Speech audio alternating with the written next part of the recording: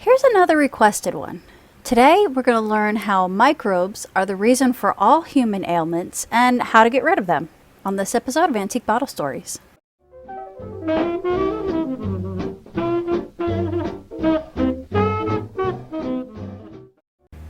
William Radam was born in 1844 in Germany. He emigrated to America in 1870 when he was 26. He then married Ida, who was also from Germany, and she immigrated a year after he did. They didn't have any children. When he landed in America, he settled in Texas, and he was a gardener, according to this 1880 census. This newspaper article from 1890 gives us a little insight of his background.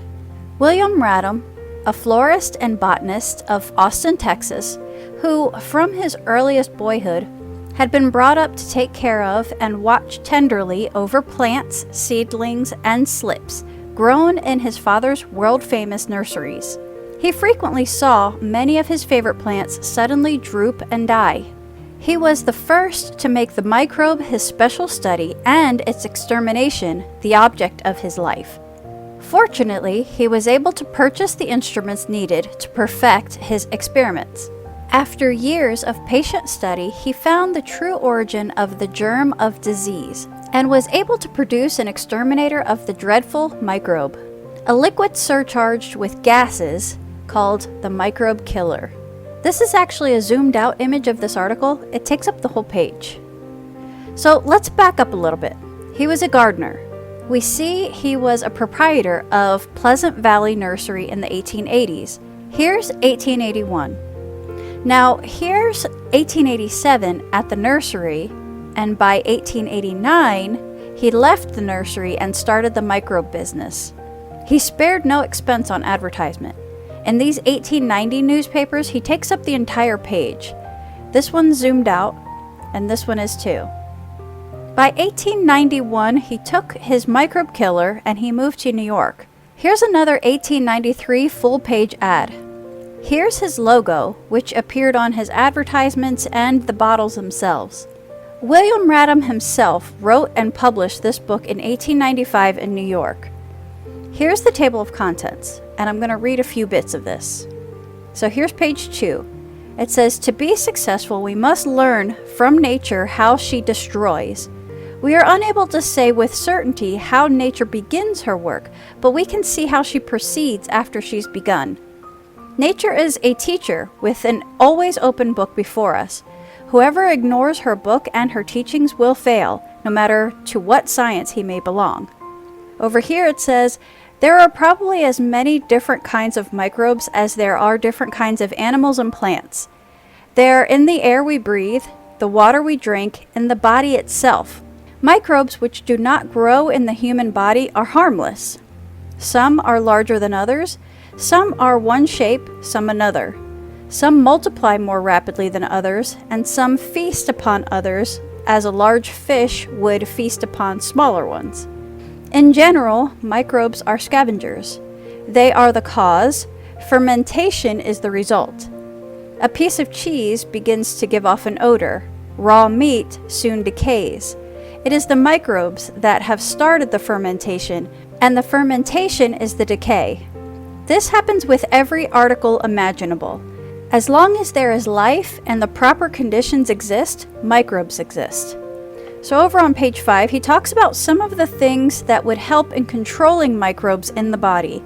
Medicines don't work because they don't target the microbes, but in fact give the microbes more food.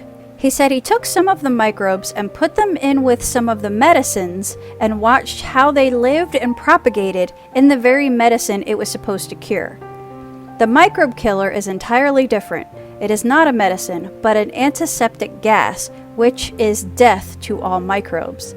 Water, which will hold 800 times its own volume of this gas, is charged with it, and the patient simply drinks a wine glass full of this gas-impregnated water 3 or 4 times a day. The microbes, in coming in contact with the antiseptic gas, within a few hours become inactive and finally die. Through the blood, the gas reaches every portion of the body, and the result is the fermentation soon ceases. The patient gets well, no matter what the disease. tuberculosis, cancer, rheumatism, any disease physicians have tried to cure with other remedies. Okay, so now we understand a little bit better where he's coming from. So moving on, in 1893 the headline reads, Radam's Microbe Killer in Court. A doctor in New York published an article claiming the remedy had dangerous ingredients. Radam sued for libel.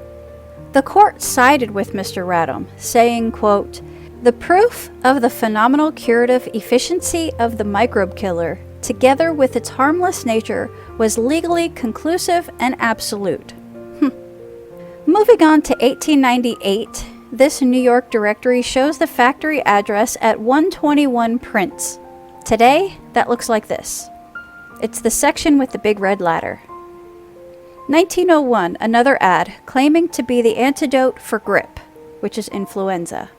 It goes on to explain why it works when other medicines don't. Here's another ad, filled with testimonials from different people with different ailments that this microbe killer cured. Here's another one for bronchitis, and here's another one for catarrh. William Radam died in 1902 at age 57. Since he didn't have any children, we've got to figure out what happened to the business now. Well, in 1904, we see it show up in Baltimore, Maryland directory. Perhaps he already had this other location set up before he died, but it doesn't mention a name of who would be running it. In 1906, we see that it's still in New York at the same location. Again, it doesn't mention a name here either. In 1912, an ad for this remedy shows up. It says there's books that you can request to get more information, and this one actually does mention a Catherine Renner at the Maryland location. I also came across a 1906 advertisement for the microbe killer, and it says Lane and Fink. So it seems that they bought it. We've bumped into these guys a few times in past stories. They also bought Heinz Honey and Almond Cream, and also Lysol. So in 1914, the government intercepts a shipment of the microbe killer headed from New York to Minnesota, and it was alleged to be misbranded. They found a circular accompanying the shipment claiming it cures just about anything the human body can encounter. The government had been cracking down on these miracle remedies and started intercepting and testing them. Now, most of the time the company either had to change their formula, meaning getting rid of the narcotics found in some of these cure-all drugs, or in this case, they probably just had to change the label so it didn't claim to cure everything.